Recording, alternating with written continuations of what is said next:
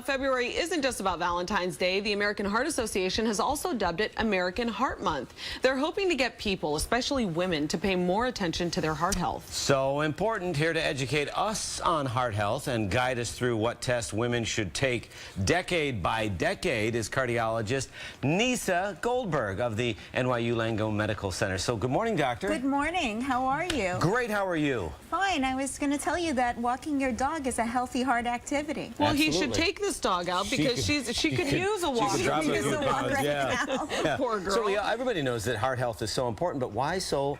Why more so for women? It's the leading killer of both men and women, and since 1984, more women have died of heart attacks compared to men. Wow. So what are the major signs of a heart attack?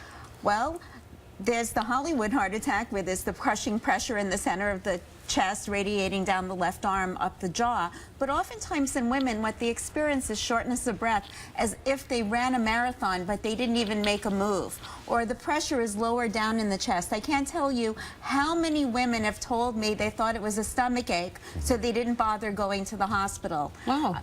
Fainting is another serious sign of a heart attack, and having a rapid, irregular pulse rate where you feel as though you're going to go out. But would women feel that radiating pain down their arm? Yeah, it feels like a tingling or numbness, and you can break out into a cold sweat.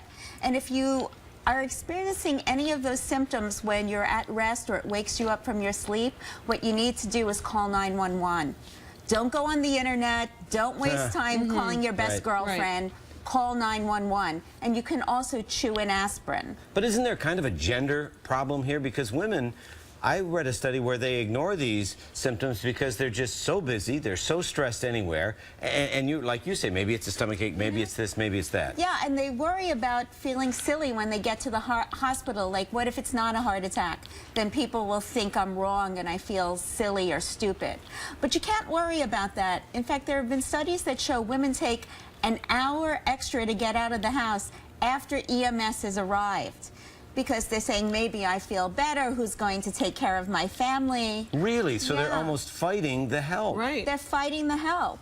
That's great. Okay, so now we just heard of a recent case with Rosie O'Donnell, where she's been talking about her situation with what happened to her, and she said that she ignored her symptoms as well. That's right. One of the interesting things about Rosie is that she was experiencing some symptoms, so she talks about on her blog that she went on the internet to look them up. When she should have been calling 911. That's right, and then she took an aspirin and waited to see what would happen.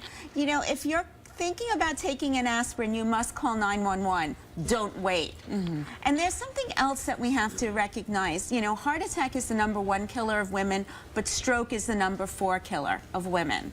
So if you lose the ability to speak, or have a terrible headache, or can't move your limbs or your arms or legs, you know, that's also something that you need to call 911 for. The mistake is you should not take an aspirin if you think you have a stroke, because the majority of aspirins are caused by blood clots, but a small percentage are caused by bleeding in the brain, and if you take aspirin, you can cause more bleeding. Well, okay, you've scared us straight. Let's talk about some tests. Let's talk about the you can prevent heart disease. How do we prevent it with tests? Decade by decade, there are tests that we should know about and avail ourselves to. Well, you should go to the doctor and get a checkup. So that's the first test. Pick up the phone and make an appointment. In your 20s is when you should start having your first cholesterol test. Get a test for sugar. It's a simple blood test. One stick can get you the cholesterol and the sugar. Get your blood pressure checked. I know there's been a lot of controversy about what's normal blood pressure. 140/90 is high blood pressure no matter how old you are. And optimal blood pressure is less than 120/80. Okay. In your 30s, you start to get really busy. You might have kids, work out of the home. You definitely don't do anything. You should get you should also get those tests. Right.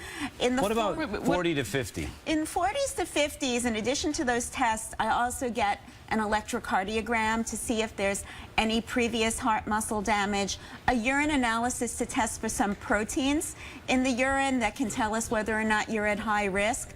But if you're a 50-year-old woman who's never exercised before, then you should go to your doctor and talk about getting a stress test, because if you've never exercised before, these are not the 50-year-old women who are going to Soul Cycle and are running in Central Park. You really need to get a stress test, because that can tell us if there's an underlying heart problem. Well, why should you wait to take these tests then? Why? Well, because heart tests are generally, the more advanced testing is done for women and men when they have symptoms.